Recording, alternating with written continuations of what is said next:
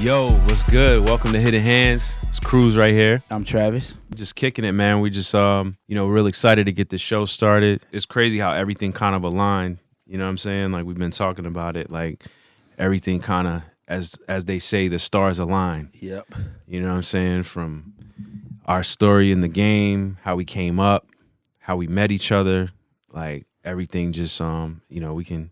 Yeah, I guess we could touch on it a little bit. Yeah, we just want to dive into that a little bit and just talk back and forth amongst each other and let you guys get to know us, you know. Cruz, how'd you get started, sir? Hey, man. I went to Full Sail, just to, like, really fast forward it. I went to Full Sail, after the corporate hustle, dropped everything, and, took every last little bit of change that I had to Florida. Did the recording arts program out there. That's a lot of change. Yeah, a lot of change. Yeah, like it was kind of crazy because it's like we in Atlanta right now. Every time I come back home, I think about it because as I'm like driving, I'm always, it's always like those flashbacks. And the city changed a lot in the last 10 plus years, but this was really like my stomping grounds. And just getting into high school, a lot of the people that I came across, a lot of the motivation on the music tip, the poets out here, the spoken word scene used to be cracking, Apache Cafe, Urban Grind. Shouts out to Apache. They just had Devin the Dude. That was the one spot that you remember Apache used to do. Mm-hmm. They used to be like the grassroots club where bro. The backpacker shit where, man, people was really in there spitting lyrics. If you really wanted to be a real rapper, like a raw rapper, you went to Apache back there, did those open mics and all that. Yeah, that was a whole era. So definitely, it was a vibe. But like so I have so much roots here, and like I was on my way back here from a trip that I took to Orlando. I forget what I was doing, but a Full Sail ad came across, and I just started doing some research on the program, and they got me, man. Like to the point where I was like, I think they had the tagline was something like, if you take your, if you take your music serious, yeah, something like you that. Should take us serious, yeah, like we'll take you serious, if you take your dream serious, like. One of them type of whatever it was, but they caught you with they caught me. They caught you with the ad. Oh yeah, hook, line, and sinker. Now, when you seen that ad, did you know you were going for engineering, or what were you like? What were you like? Yeah. Well, what's crazy because I had kind of started getting into it. Like I was like inbox mini in the crib, had the the mic stand in the closet. I would record and try to like learn Pro Tools. You record yourself or people around the neighborhood? I would record myself. I would record people you that I knew. Singing or rapping? I was rapping, bro. Okay. I had some bars, but it was never anything Cruz that bars. I was. I got a homie that could blackmail me any day, but he's solid. he said he could blackmail me. Nah, man, fuck it, man. Let him drop it. Let him drop it, man. It ain't hot. It ain't hot. We all at one point that we're in this. You either wrote some shit. You know what I'm saying? Or we all got them stories, but. Maybe as we crank up in this podcast space, we'll let y'all hear some of our days where we were on that we'll early see, days. We'll see when we get there, Yeah, we crank up on y'all. So like, whatever I had going on, I dropped everything, broke my lease. I was on that corporate hustle and quit the job and everything, went to Full Sail and just went full blast at it. You know what I'm saying? Mm-hmm. Graduated, moved to New York. Mm-hmm. Was hustling a couple of jobs, running back and forth from Connecticut to New York, stayed with my grandma for a little bit, moved to New York full time, got an internship at Rock the Mic Studios. Okay. And it's crazy, man, because I had kind of willed that, like, how you just firmly believe, like, yo, I'm going to rock with certain people. Like, I'm going to meet J. Cole, I'm going to meet Ryan Leslie, I'm going to meet everybody I said I was going to meet, Guru, whoever. Yeah. I end up meeting them. Work with them. The synergy. The what the girls say? What the girls say all the time? Manifest. Yeah, you manifested it. I manifested it. Manifested it. Yeah. I even prank called. That's real shit. I got a story about that too. I prank called Baseline before. Drunk as shit on Hove's birthday one night. So stupid. We was just drinking, like it was like some college shit. But you weren't in New York at the time. Nah, I was in Orlando. This is when you was younger, but you was already peeping what was going on. So I was like Baseline. Yeah, we were just on some like, listening to Hove shit. We were vibing. It was his birthday. We were lit, We were just chilling. I was like, man, I'm gonna call Baseline. Some real Jay-Z fan shit. I'm like, yeah, I'm gonna call Baseline. Like, and then the lady picked up the phone, like Baseline Studio. I said, are you guys accepting internships? Like straighten up quick. And it worked? Nah, I didn't. I mean, I never submitted nothing. Okay. But you know, but what did she say when you said that? She kind of gave you the curve, like, oh yeah, you know, send it to whatever, you know, generic email. But for whatever reason, I was like so shook that somebody actually answered the phone that was working there. Like, you know what I mean? I didn't think about it as like it was. You wasn't really trying to go for that. You was just really like I was just on some dialing bullshit. up. Yeah. So fast forward, I'm in Rock the Mic Studios. You know what I'm saying? Guru is in and out of there. I end up working with Ryan Leslie. Worked with J. Cole during his first album, Assistant. You know, Neo, Mary J. Stargate had the B Room. Wow. Esther Dean. Wow. You know what I'm saying? Played pool with Chris Martin. Gotcha. Coldplay. Like, wow. Insane. That's crazy. You know what I'm saying? But a lot of things happened in between that. Like, you know, I had a relationship at the time, and I was taking this shit so serious that man. It was it just got too crazy. I need a want button because man, that relationship shit, that's a whole nother topic. Yeah, man. It just got being too an engineer crazy. And being a producer, engineer, writer, whatever, and relationships. So yeah, how did that go for you? She moved back to Florida. I stood in New York, held it down on my own. Shit just it was just too good, man. I was like, I'm here to follow a dream. We just weren't in alignment. I wasn't gonna let that shit stop what I had going on. I ended up working at in between Rock the Mic and 4040 Club. You know, Dez and OG gave me an opportunity just to, you know, put some cash in my pocket. Because, you know, the internships, a lot of times traditionally, especially like in LA culture, you know, you didn't really see no real bread for like at least the first year or something. LA, Atlanta, New York. Well, I was always told, so in particular, like it's certain studios in LA where like you go up the ranks where like you're not even touching Pro Tools for like a nice amount of time.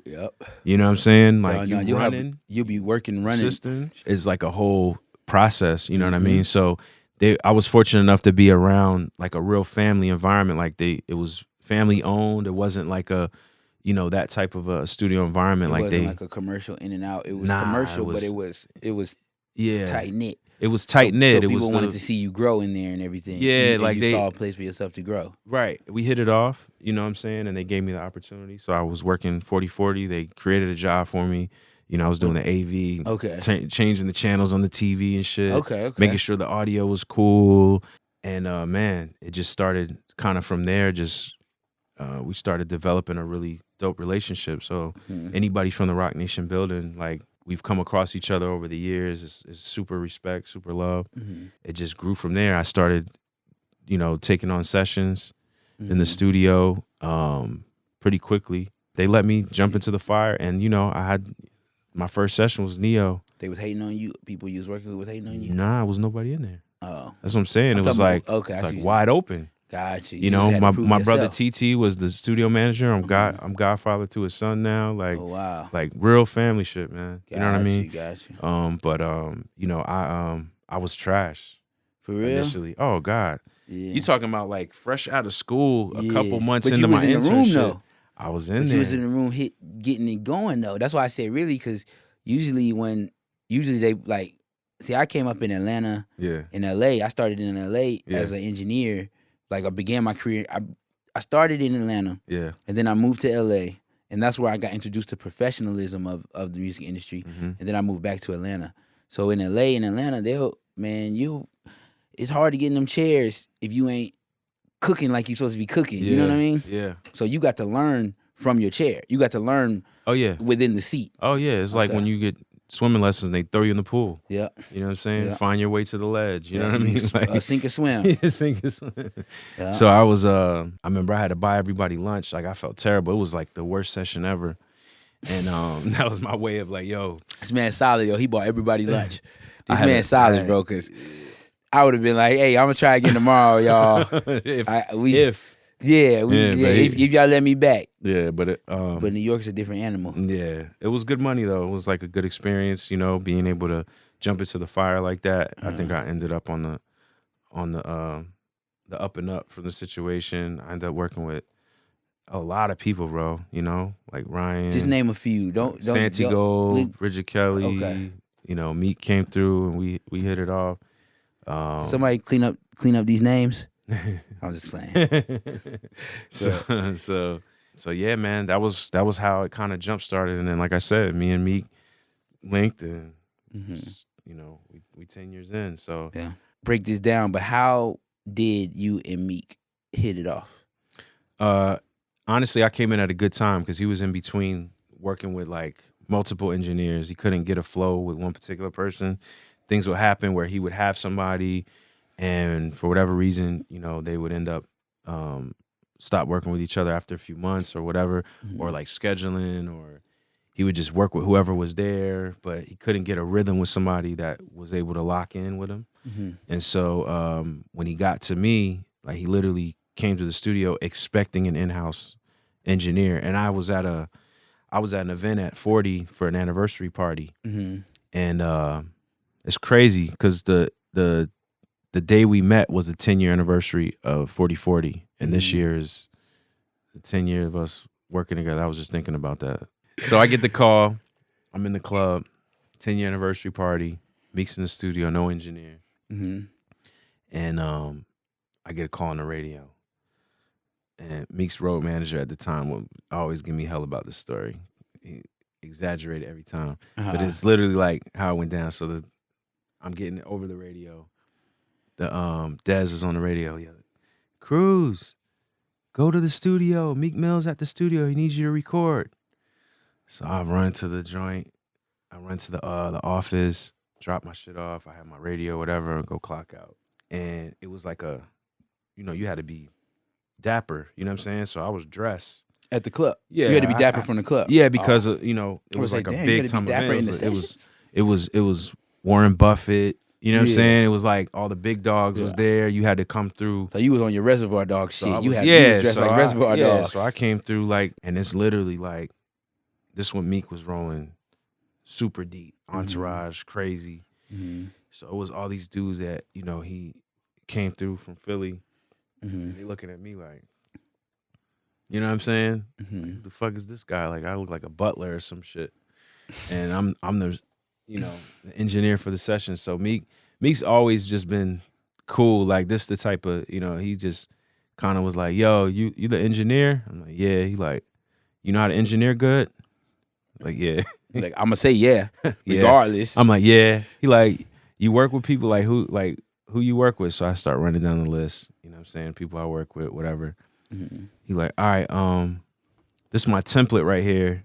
You know what I'm saying? Like, I because he's super picky about his voice. Yeah, that sounds particular as fuck. So it was like him and other engineers had built this certain template for that he's used to. The vocal sound, whatever. So, we hit it off. He didn't record the first night. I recorded his cousin, O'Malley. He was watching you.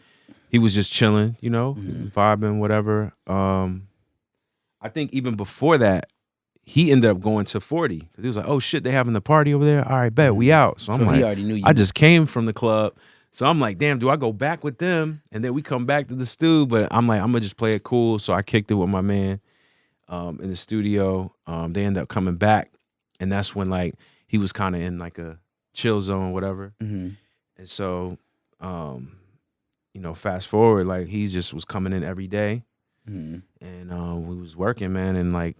No lie, probably 2 weeks in, the conversation started getting a little different because it was like we were vibing. Yeah. And I started kind of figuring things out, and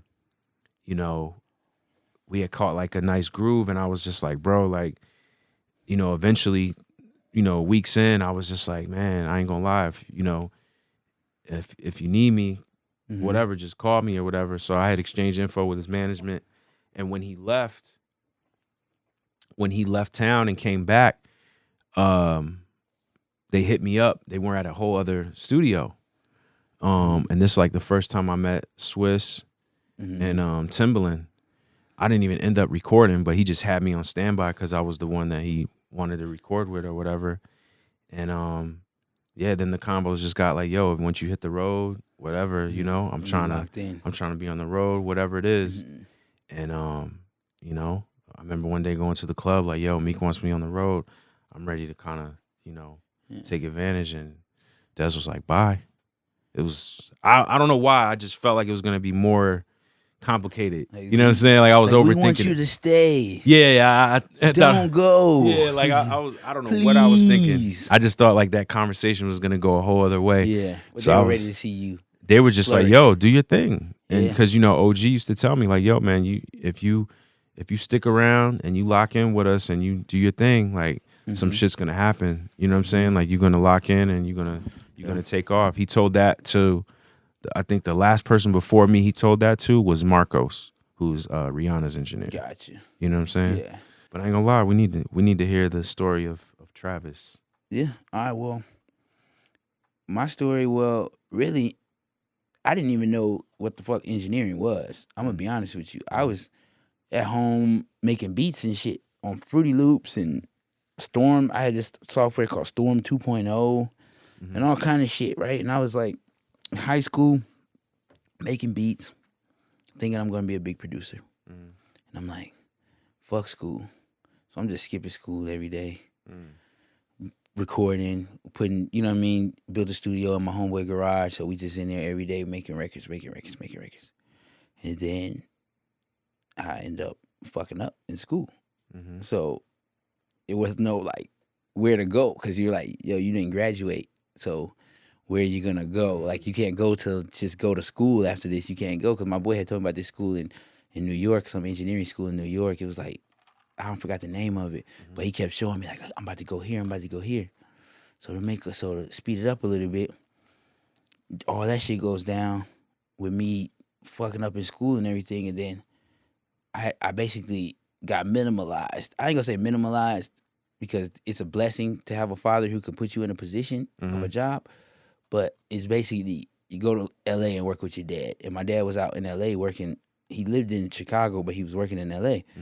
So. And my dad was the type of guy, he'd just give everybody a job. Like, he'll meet you and just like, you need a job. Yeah. And then he gonna check your character, and then he gonna get you a job. Yeah. So, got me a job out there. I'm in LA. I'm like, I wanna go to school for this music shit because this job sucks. I don't like working with my hands and shit. I don't like being outside working and stuff like that. I don't like regular working. Yeah. So I'm like, all right, fuck that.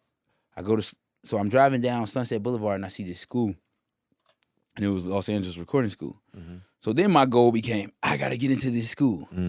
So I did what I had to do to get into the school. I did a lot of finessing. You know what I mean? Like, this paperwork, the school only really cost this, but really, because when my pops fell out of that school, costed like $25,000 and $30,000. He was like, yo, I just signed for that. But I had kind of finessed it, my bad pops. But I kind of finessed him. Yeah. You know what I'm saying? So we go to school. I go to school, and I learned about engineering. And I didn't never know that there was another aspect to the studio. I just always thought, oh, there's the producer and then there's the artist. You know what I mean? I didn't know about songwriters. I just thought every artist who sung their songs wrote the song. You know what I'm saying? So it had fucked me up because I'm like, what the hell? Yeah. So when I'm at school, I had this teacher who was like, write down who you want to work with, like whatever you're listening to right now, write that down, listen and write it on a notebook and put it away. And that's who you want to work with. You know what I mean? And just put it away. And that's what I did. I actually did that corny ass shit. Well, it was corny to me, but I had just flunked out of high school, so I'm taking recording school serious as fuck because I'm like, I know what it feel like to not do good in school now. So I'm on it, and I'm like, hey, my folks paid for this or signed a loan for all this and shit. So I'm like, all right, let me do it. And I had another teacher who said, don't wait, because they told you like get an internship like 9 months in or something. Okay. And the teacher said, don't wait for the 9 months. Just start finding an internship right away. And those two things, the guy who told me to write it down and the teacher who told me to find an internship, really shaped and changed my trajectory because I was sitting at home one day. So, okay, first of all, let me say, the stuff that I wrote down, I was listening to Usher, Moving Mountains. Okay. So I wrote the credits for Moving Mountains because that was like a song I was really on at the time because I'm an R&B head. I really like R&B. I really like rap, but I really like R&B too. So I was listening. Boom, boom. I wrote it down. I wrote like Cool Corral. I wrote all these people's names. I never even heard of these people, nothing. I wrote the names down. I think about the teacher who told me to try to get an internship early. I just wake up one day and I just call, like how you said you called. I just called and said, hey, I called. I went to Google and I listed out all the studios in LA that were near me. And then I just called the top one. I just called the first one first. First one was Larrabee. I said, oh, yeah. Hey, can I get an internship or do you guys have an internship? She said, yeah, come in for an interview. I start calling the rest of them after that because I'm like, I'm going crazy. None of the rest of them gave me an interview. I go into Larrabee. I'm like 2 months into school. They give you a test during the interview. Okay. So I'm thinking I'm about to do like a regular Wendy's interview, you know what I'm saying, a Papa John's interview. These motherfuckers came out with a test and the tech, they worked at the studio. Right. And he's grading the test. Man, I failed that test miserably. Like, I did what kind so of questions? bad. It was stuff like technical, not very technical, but stuff that you probably needed to be in school longer than 2 months to know. So when I failed so bad, she said, well, I like you and you did a good interview, but you don't know nothing. So then I said, okay, well, what I'm going to do is, I said, can I come back after, because I'm so early in school, can I come back after like 7 or 8 months? Yeah. Can I come back? She says yes. So I'm like, all right, bet. So it's just in the back of my mind. Time's going, I'm working on a landfill, doing some stuff with my brothers and engines and shit. It's not my thing. Right. So one day I'm at work, I get pissed off. And I just go to the porta potty, storm to the porta potty, boom, call her, boom.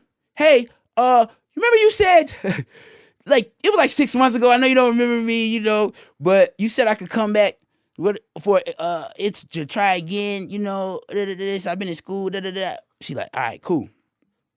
I come back. She says, come in for an interview. I go in for an interview this time. It's a girl who went to my school. Okay. And the person who interviewed me last time got moved up to studio manager. So now they on some alumni shit where they just like, yeah, we give you the internship. This is what so you didn't even have to take the test. No more. On that second time, no.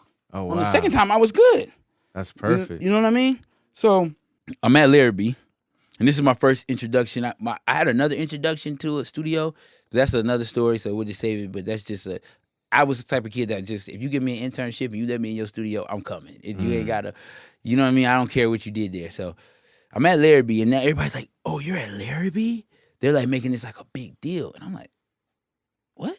I don't think it's, you know what I mean? I didn't think it. So when I got there as an intern, Jason Joshua had a room, Manny American had a room, and Dave Pensado had a room. I didn't realize the blessing that was for me at the time, but I still treated it good. I didn't disrespect it, but it fucked me up because these dudes was getting it. Like, they filthy. You know what I'm saying? Yeah, they good. Like, I'm supposed to be cleaning the rooms. I'm flipping paperwork. Like, you know, I'm the contracts and stuff they got sitting around, I'm looking like, what do you get for that Ludacris song? Oh, 9,000, 12,000 a mix. This is insane. I'm pocket watching, but I'm pocket watching because I had only seen rappers get money. Yeah. And I had only seen the producers get money. So I didn't know that the engineers could get money at that level. You know what I mean? So they got S550s parked outside. Like, it was just fire to me. I'm like, what the? So I'm there. It's a mix studio. And it was a mix studio. So they just finished the record. They just mixed the record and sent it to mastering. That's all they did. So it was only one process of the record. And me, I was into making records. I was into making like Inception, the beginning. So back to the book. I wrote down those names. One day, Tricky Stewart comes in to Larrabee. My boy tells me, hey, man, that dude, Tricky Stewart, he has a production studio in Atlanta. Ain't you from Atlanta? I said, yeah. They got a production studio in Atlanta, and that's more into what you're into. So I said, all right, bet. I don't want to quit Larrabee, but I want to see what that's about. So what I ended up doing was I ended up telling Larrabee, hey, I got to go to do some family stuff for 2 weeks in Atlanta. Because that's how much time I gave myself. Because I'm like, if I go to Atlanta and I don't find anything, then I'm going to give myself 2 weeks out there. If nothing comes, I'm coming back home. I mean, I'm coming back to LA. Yeah. So I get to Atlanta. I told her, hey, 2 weeks, whatever. She's like, cool, you know, you're only an intern, so take your 2 weeks, go do your family thing, come back, you'll still be an intern. Right. All right, cool. I go to Atlanta. I got Larrabee on my resume. I didn't realize that was gonna get me the callbacks. That was gonna get me the opportunity. So I sent my resume out first day. Zach called me. Zach Studios. I went there. Polo the Don had the whole building blocked off, and Hit Boy and Chase was under him. And I was there. I had this raggedy ass car, and they wanted me to do runs and stuff and get food. And there was another person working with me who did runs. So, true story. I went to go get a run, and my car broke down. Damn. So I get it working, and then I get back from the run, and then they ask for something else from food. So then I tell the other dude, I said, yo, you got to get this one because my car just broke down on me, and this ain't. He like, nah, you got to do it. Oh, shit. So next thing you know, me and him full-blown arguing in front of everybody in the kitchen. The two interns in there arguing, going at it. You got to do that. And in the back of my mind, I'm like, we're fired. Yeah. This is over, bro. Like, this is done. We're cooked. Yeah. So I had put in an application at Tricky Studio, bro, like a week before. I got a call like the next morning, like as soon as I woke up the next morning because I was like, I'm never going back to Zach's because I just showed my ass. Like, we just got to a whole argument in the kitchen, or I was just going to be on the side of the road with a broke down car. So I'm like, whatever. I get a call from Triangle Sound. That's the name of the studio, Triangle Sound. And they called me and they said, hey, man, come in. We seen you. And it was crazy because they seen I had a Chicago number. Yeah. So they called me in, and it was a lady hiring named Cynthia Harrell. And she was like a singer back in the day and stuff. And she was a studio manager at the time.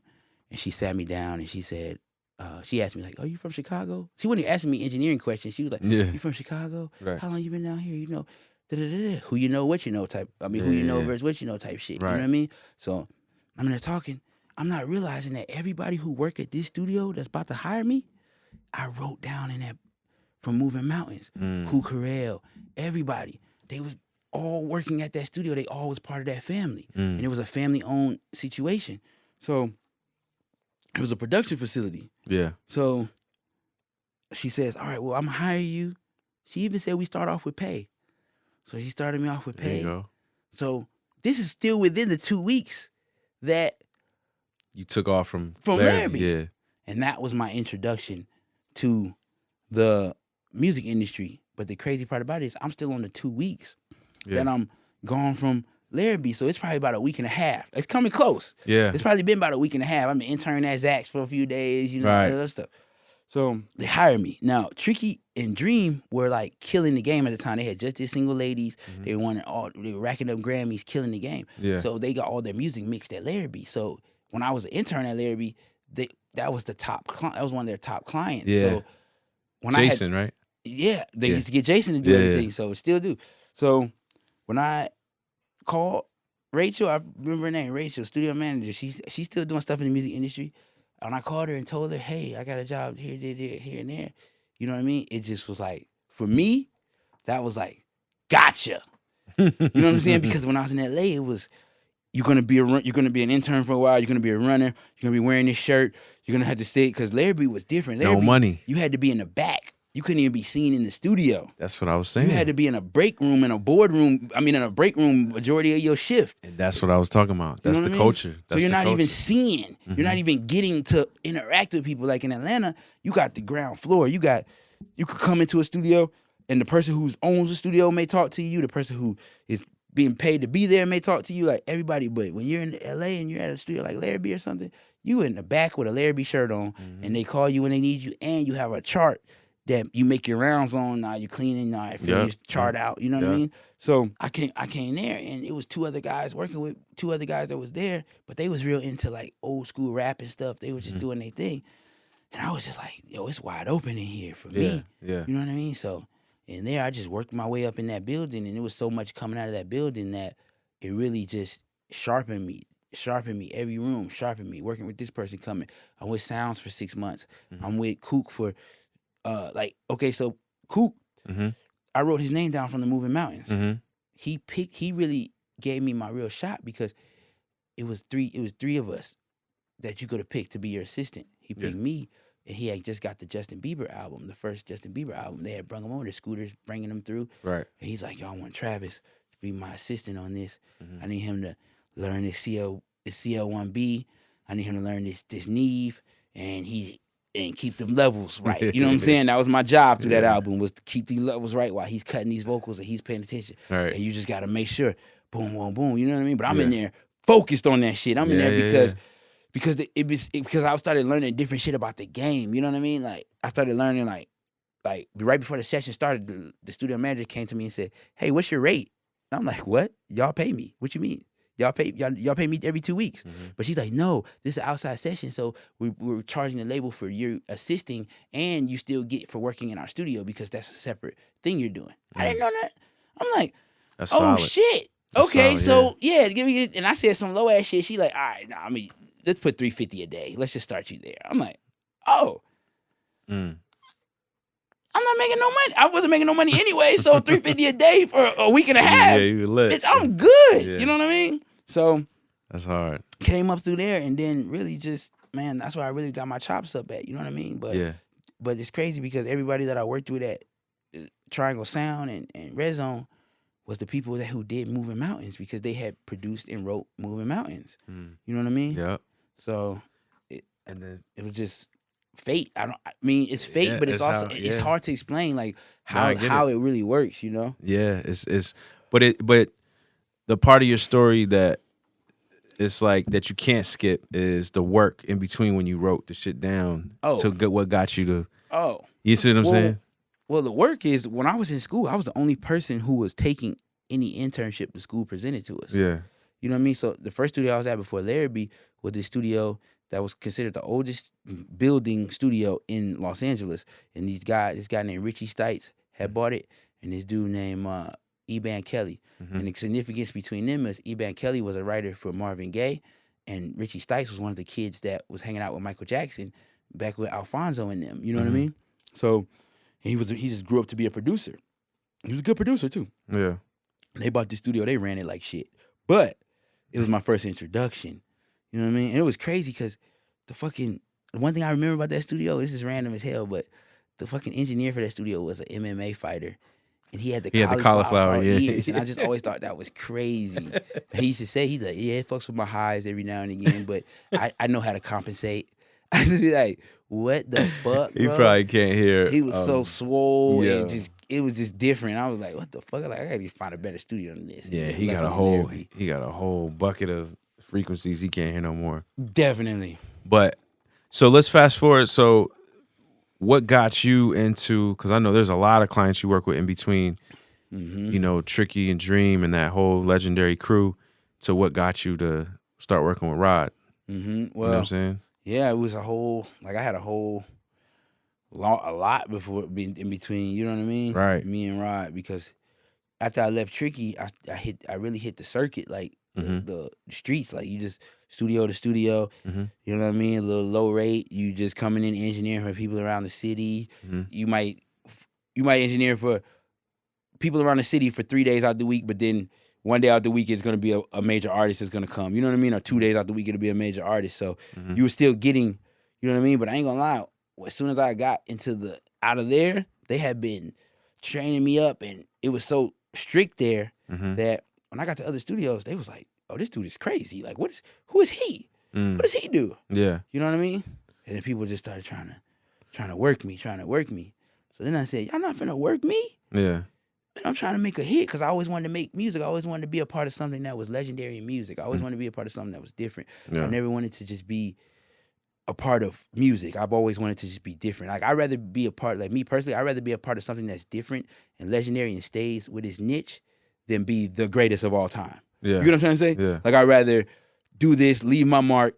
You remember me, you can't do what I did. Like, you know what I'm saying? Like, I'd rather be Timberland than Quincy Jones. That sounds weird, but I'd rather be Timberland than Quincy Jones because Timberland is Timberland. He brought his sound to the game. He did what he did. Nobody could do what Timberland ever did. Quincy Jones is an overall producer. Quincy Jones can write, produce everything, but he can make any genre. He's Quincy Jones. He's so big that it's like, you're Quincy. You're forever going to be doing this.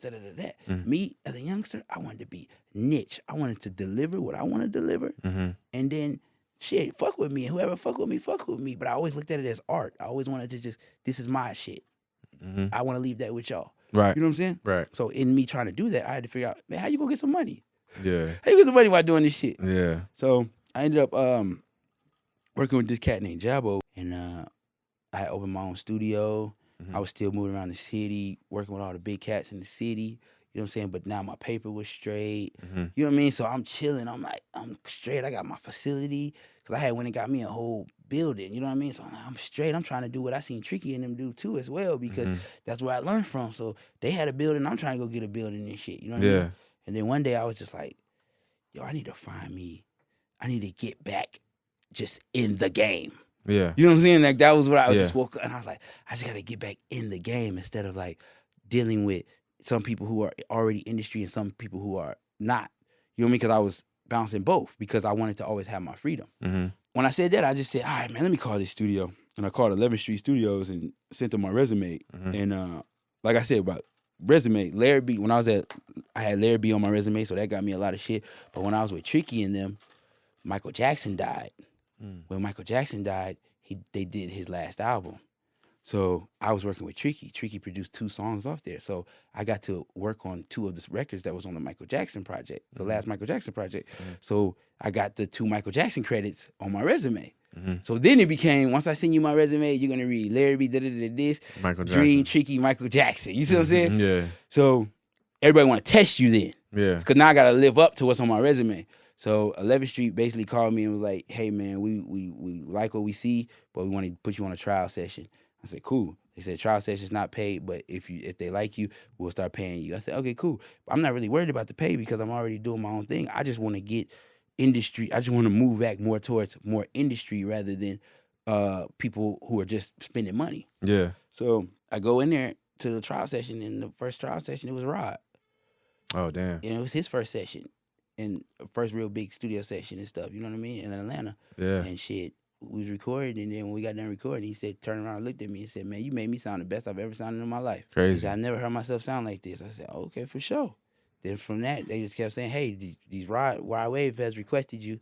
Rod Wave has requested you, you know what I'm saying? Then maybe about a year later, we went on the road, and rest is history, you know what I mean? Crazy. But when I realized the talent, because Rod was one of the artists that I really liked to work with. So when I had realized his talent level, it made me go harder. Yeah. And it made me sacrifice stuff. Like, fuck these other guys, bro. Let's go get it. Yeah. You know what I mean? And then that's just how we rocked out. That's hard. And then shit blew up. How long has it been since you've been with him? 3 years, about 3-4 years, 4 years probably. That's probably 5 years. Damn.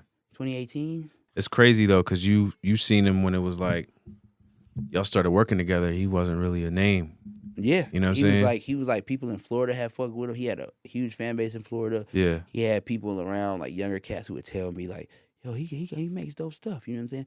But he hadn't blown yet. You know what I mean? So when we went on tour with Kevin Gates, and then we was on tour, man, that tour was strenuous. We was driving the whole tour, you know what I mean? Everybody just playing their part. Shit, I drove some states, you know what I mean? Everybody's driving, you know what I mean? Yeah. We had a Sprinter in a truck and shit, and his manager name's Uncle D. So shit, it was Uncle D's leading the show. You know what I'm saying? But he's learning at the time, so everything. Then we get off that tour. When we got off that tour, man, everybody knew the nigga. Then I called him. I said, yo, Rod. I said, yo, you blowed. And I just knew, like, yo, yeah, it's there, you know what I mean? And from there, we was moving different, you know what I mean? Yeah, because I mean, you see him now, you know, this tour that he just did, I mean, this dude don't got to say a word. Nah. Everybody's singing his shit, word for word, from top to bottom, every song. But that's how we really hit it off, was his songwriting. Yeah. You know what I mean? Because I was really into Ed Sheeran around the time. He was really into Ed Sheeran. Yeah. We just listening, you know what I mean? Because I listen to a lot of other stuff than what I might record, because recording rap and R&B, so I'm listening to everything, you know what I mean, just because you still love music. So yeah, man, we both hit it off on that and got into our songwriting bag, and shit, rest is history, man. Yeah. You know, what are you looking to get out of us doing this show? Like, I'm really excited, you know, that we came together, you know what I'm saying, and have been able to link. Like, what's like the biggest thing that you trying to drive home with Hidden Hands? I'm a talkative ass nigga sometimes, you know what I mean? So with me talking, people used to always be like, bro, do a podcast or this, because people need to hear this. People need to hear this, because I want to just share gems. Like, that's just always been me. Like, I'd rather share it. Like, let's share it. Each one teach one. Like, let's just, because the music industry is predicated on a lot of hidden information. Yeah. You know what I mean? Like, it's like that's like the predatory part of the music industry. It's like the hidden information, the hidden stuff that goes on that you're not supposed to know about, but it's your money or it pertains to you. Yeah. You know what I'm saying? So once I started learning all that stuff, I just wanted to be the person to kind of combat it, but combat it in a way to where it's like, hey man, I'm just gonna give y'all the information I know. I can't go around just saying you deserve this, you deserve that. But what I can do is give out the information that I have, right, and that can help the next person who it maybe can decipher that information and use it for themselves. Yeah, you know what I mean? Right. So give them a head start. Yeah. So it's a lot. Now, what do you now see? I came up in the Atlanta circuit. Yeah. You came up in the New York circuit. Mm-hmm. You know what I mean? Like, what? Like, have you seen any differences? Like in. I mean, I came from Atlanta culture for a long time because, like I said, I was high school and college out here. Mm-hmm. You know, I went to Griffin High, Mm-hmm. and then I went to Georgia State after. So Mm-hmm. I was at least 10. But I'm saying, how does the New York studios Yeah. compare to Atlanta studios and like the culture of the engineering world and all that stuff? Yeah. Like, do you see a difference moving around? I do. What I see and moving around now is like Atlanta is where I got my speed. Like a lot of Atlanta studios and engineers, just by nature of the artist, they gotta move fast, or otherwise there's no point. And you know, like New York engineers are fast, but like Atlanta engineers are used to bar by bar, and like, you know, they got different type of situation. Yeah, like if you ever work with TmrO, like his workflow is what kind of got me up to speed. Like, you know what I mean? Because they work totally different. Like it's like a different type of. Got you. So a lot of what I got out here was, like I said, efficiency, speed. You know, because New York was like, you know, bars. So you could punch and, you know what I'm saying? All right, let me do it again. They would do the whole verse. You know, Meek will do 4 bars at a time, or he'll freestyle a whole joint and then want to like punch in certain parts. So I got a little spoiled. But when you get to Atlanta, they don't play no games, you know? And like, so I think as far as the culture of the engineer, you know, the speed is in Atlanta. If you want to know how to work quick, you come out here and you look at how these kids work out here. Because there's so many niggas in the studio, man. We should be jumping in the booth and just. Yeah, exactly. You know what I'm saying? Like, yeah, just jump in the booth. You ain't even know, like, yeah, because that, you know, I mean, even like last night we went and pulled up on the Young and Anti the Menace. Yeah, and it was a lot of other artists in there that were like homies, but they equally as talented. So they in and out the booth. You don't know who's in there. It just sound crazy when they jump on the mic. And that's Atlanta culture, you know. Like if you go back into, because L.A. Reid and like LaFace, like Atlanta wouldn't be Atlanta without LaFace. You know what I mean? Like LaFace came and really turned Atlanta into what it is, music industry wise. But a lot of those people who were with LaFace and all that stuff were also intertwined, like the Dallas Austins, the Tricky Stewarts, the Jermaine Dupri's, TLC. All these people were intertwined. All these people were over at the AU Center just put it together. So I feel like Atlanta has a ground up approach to making records, to where it's like, we in the basement, we doing this, this, we getting it cracking out of somebody's house. Yeah, you know what I mean. To versus like LA for me, because I don't know too much about New York culture. Like I've been to New York studios and stuff, but it's a difference versus when you working up the ladder and you get to see the entire culture. Versus we know how it goes. Once you get there, you get to fly into the city, pull up to this studio, they treat you great. The studio's great. You know what I mean? So you kind of think like, it's just a great environment. It's not, you don't really know too much about the behind the scenes. I mean, from that perspective, Atlanta is more united. You know, New York is like dog eat dog. You know what I'm saying? Like it's not a culture like Atlanta. Atlanta, they get to it together. You know what I'm saying? Like people get money together out here. New York, it's not as much camaraderie. You know what I'm saying? Yeah. Like it's people they'll snipe you. You know what I mean? Like it's a little bit different in that sense. Yeah. You know what I'm saying? But like the what I always admired about Atlanta, it's like people really know how to get to it together. Like you look at the biggest artists that came out of Atlanta and the people that they brought up with them. Like we seen everybody. Like that's one of the blessings of my come up with Meek. I seen people early on, because Meek is really like a young OG to a lot of these artists that we look to as like young legends, like, you know, Baby, Savage, all these type of guys. They were just coming up, like, you know what I'm saying? Like they were like, you know, they didn't have no name. They were just around. People just fuck with them. But they came up and they brought their people with them. You know what I'm saying? Or the people that was on, like the Thugs and the Futures and Gucci Mane and Jeezy, they all came up and they all brought their people with them. T.I., like they all, you know, everybody you could think of, like they all come up, they bring their people with them, they get money together. It's not like that in New York. And it's like, you don't got to be in that scene to see it. Like you could see, you know what I'm saying? Oh, it ain't the same. It ain't the same. Like people, you know, that's the one thing I always admired about Atlanta culture. I always been proud to even have, you know, any history or ties in any way. You know what I mean? Like, because that's kind of my mentality and what I've always dreamed to be able to do. You know what I'm saying? Is to put other people on. You know, and that's how I modeled myself after what I seen, the example I seen. So when I got to Red Zone, Tricky's engineer was a New York engineer. His name was B Love. Shout out to B Love. Taught me so much. You know what I mean? That's my guy. But he was like, okay, put it this way. My first day at the studio, they're introducing me to people. Hey, this is Travis. He's going to be working here. And then he just walks in and he like throws like a whole pie, like a pizza against the wall. Fuck Atlanta pizza. This ain't no real pizza. New York. And cause he like a real traditional hardcore Bronx New Yorker. Like, damn. He like high strung. But so why you throw the pizza though, bro?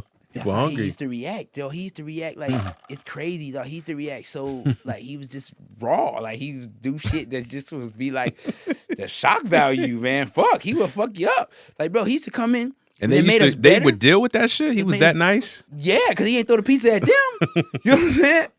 Shit, they ain't had to clean the pizza up either. He just threw the pizza at the wall. But dog, he used to do shit like this. He would literally call us in the morning and say, "Hey, Tricky's coming to record today. Y'all gotta get to the studio." It'll be like 8 in the morning. We would get up, rush to the studio. Then we get there, he'd be sitting in like it'd be a room where he's just in there like laying on the couch watching TV and shit, real shit. Swear to God.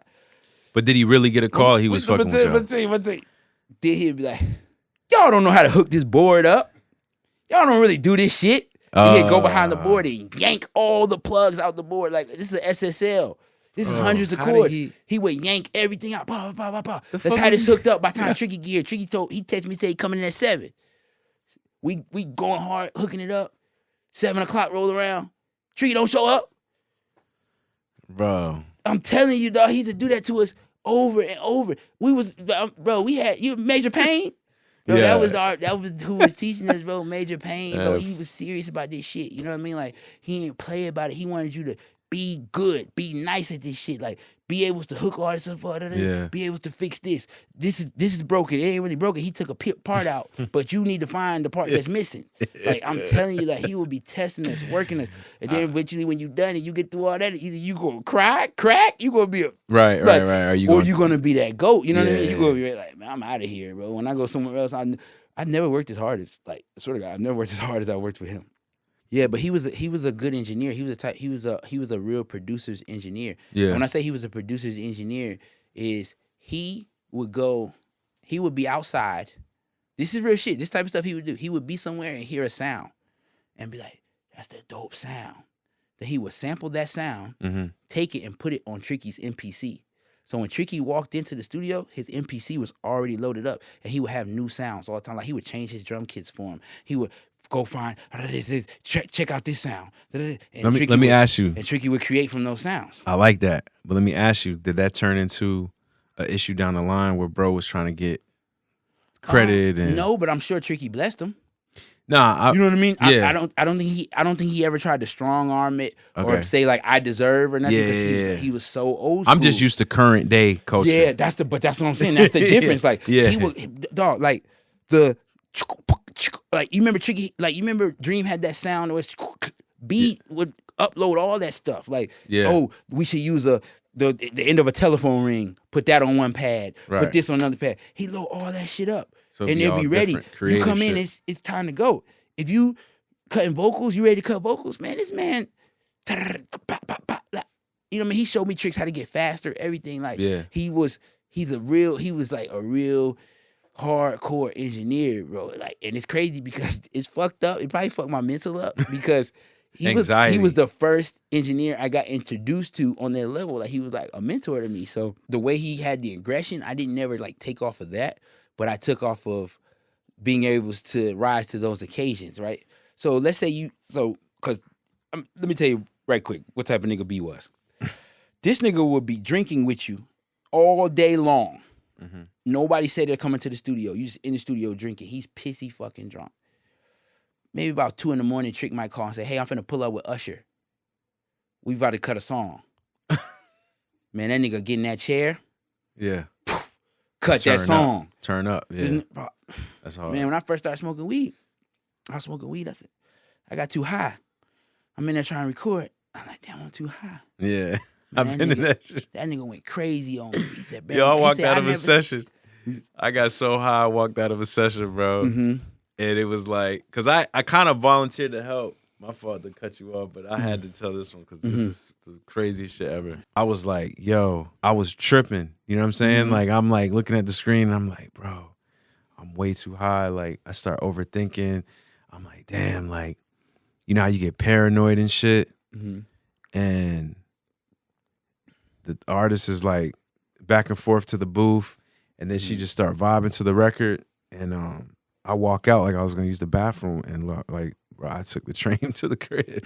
And it was like the next day, they like, yo, where the fuck you went at, bro? Like I walked out on the session, bro. Yeah. Like it was crazy. I was tripping. Like I can't function high, man. Nah, I cannot. We used to have high. A thing where you had to. Yeah. Like working with them, like if you could do whatever you want. You ain't had to get high. You ain't had to drink. But if you wanted to drink and get high, you had to be could ready. Never let that interfere with the magic being made because you was always on the magic's being made at this time. Yeah, the magic's being made like it don't. You're a fan of Quincy Jones as well. So Quincy Jones says in that 4th hour when you're about to fall asleep, like that's when that shit really starts coming out of you. Yeah, like 4 a.m, 5 a.m, you're damn near dead. He said, man, he made a lot of hits, most of his hits at that point because you tap into a certain part of your brain. Yeah. So when you're working with somebody who is delirium, is doing that. You get what I'm trying to say? Like they're making and they're winning. Yeah. And they're coming in at 3 a.m. and working till 8, 9, 12, 1, 2. What's the longest session? Days. How many days straight? Man, I had to put together a show tape for Beyonce one time. Okay. And this one I know Beat was the GOAT because he did it with me and I wouldn't have got through it without him. But how many days straight were y'all? 3 days straight. That was my record. You would have thought we was on drugs. We was 3 days straight. I was crying. Like not crying like boo-hoo. Did you feel like you were about to die? Every time I was looking at the screen, my eyes just had water just coming out of them, but I was regular as fuck. You know what I'm saying? Like I wasn't emotional. My eyes just wanted to close. Did you ever get so like literally exhausted that you felt like, yo, I might check? Yeah. Okay. Man, you get exhausted, you get angry, you get to the point where you're like, yo, I'm so fucking exhausted that y'all have no idea. Yeah. And then it's like the magic will just keep happening though. Where you're like, this song is fire. What the fuck? We going crazy in here right now. You know what I mean? Like I don't think like that. It'll just be like, you know what I mean? I'd just be pissed. It's like, I mean, I feel you, but see me, if I get pissed, I'm about to go there. So I had to walk myself back. Like, yo. I love you niggas, bro. You love them. Bro, I thought, they give you opportunity. They give you opportunity. You'll still be in the hood. You'll still be in the trailer park. Just give them a chance. Because I don't have enough energy to say, I don't got enough studio. I don't got enough energy to think like that. Like that level of exhaustion, which I pray to God I never reach. Again. Yeah, I was gonna say again. Like we were working on DC3 and we literally were working for days straight. I think it was at least 3 days straight. I did another run like that before. That's why I'm trying to remember which one. Yeah. And Mace was in the booth, and as he's recording his verse, I'm like, I'm really gonna die recording fucking Mace. Hey, I ain't gonna lie, it's kind of fire, but no, it ain't. it's kind of fire, but I feel you though. Mace and Betha. That's crazy though. Like, that's crazy. But yeah, man, the exhaustion and it's crazy because there was a part. I don't know if it's still the same because I ain't partaking in that shit. I'm just trying to create some fire. Yeah. But there was a point where you wore how tired you was on your sleeve. Yeah. Like, you know what I mean? Like, I've been up for 3 days. Y'all can't. And it would be like, people would just be, I've been in here for, you know what I mean? Yeah. And it's just, you get, man, that shit is real, man. You really early on, you used to be like, I was up for days. But then, like, at a certain point, you're like, man, what the fuck, I need that sleep, man. My brain ain't going to recruit. It ain't going to you getting a half a brain right now, my boy. Like, I'm just up. I'm just here. You got my body, but give me a few. My shit is sleep. Man, I'm telling you, it's been some times where I done been like, fuck this. Like I used to go. Like my trick was, I used to go to sleep under the board. Under the board, yeah, it was warm. Yeah, I used to go to sleep under the board. Man, cut all the lights off in the studio room and then sleep under the board. Yeah. And yeah, man. So let me ask you this though. Yeah. We might have to cut this out. I don't know. But what's your worst session? My worst session? Yeah, I'm gonna ask you your worst session, and I'm gonna ask you your best. Like, and when I say worst, I'm saying like worst mistake, and then your best comeback from a session. Like, you get what I'm saying? I got you. Santiago. The first time I met Santiago. If anybody that has worked with her in any capacity in the studio know her process is different. She work out of you have to pan her vocals to one ear, and she records like she wants to hear her shit really loud, like her vocal. And at the time, I wasn't good at gain staging in that aspect. Like, all right, let me get a clean vocal in Pro Tools and gain it to her and not distort. Okay, so we record the session, and I go about my business. Fucking Q-Tip is the guy that is looking for that session we worked on. Okay. And Q-Tip is like, who the fuck recorded this shit? And I'm away. I'm like at my grandma's crib chilling, thinking like, you know, whatever. I'm just, you know, over the weekend or whatever it was. And I get a call like, yo, whatever you did in that session, Jay Brown came through like, yo, whoever the fuck recorded this, like basically was like, yo, they were looking for me because they were about to chop me. Yeah. That was it. And my man, my brother TT, like looked out for me and was like, yo, like basically like play dumb. Like, yo, I don't know. Like, you know what I'm saying? Oh, we don't know who recorded this. Like, I mean, basically kind of like he covered for me in a way where he kept it cryptic, where it didn't matter whoever recorded it. Like, what y'all need us to do? Like, are we gonna do it over or like did they do it? However, but but he just played it. But I could have threw you he kept under it the bus. But he could have literally chopped me. He could have said, "Hey, this is the guy." Yeah.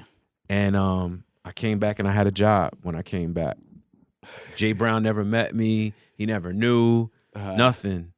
Fast forward, Santiago come back. She do the title song to, you remember the show Girls on HBO? It was like had like a little run, had a couple seasons. The guy, I don't know if you're into Star Wars, but the guy who played the Star Wars guy. Okay. Yeah. So she did the title song at the time of the first season or whatever. She came back and recorded. I was there. I think Angela Yee pulled up with her. That was like her homegirl or whatever. We recording the record. At the time, I'm like, I told her straight up, I'm like, look, last time we met, you know what I'm saying? I kind of got that off because I was like, man, I felt crazy. I'm like, but you gonna be good. You know what I mean? And I killed that shit. Killed it. Yeah. And I felt like I redeemed myself. You know what I'm saying? Because that last one, you know, for whatever reason, I probably should have been in the studio and I ended up away where if I was there, I was done. And because I was out of sight, out of mind, it was just whoever did this, whatever, and you couldn't pinpoint the person. So when I came back, I was clean. So to redeem myself in that shit was like, that's probably one of my, you know what I mean? Yeah. Best moments. Nah, that's fire. What about you? Fire. Man, at the beginning, man, I used to, but I say probably my worst fuck up. Yeah.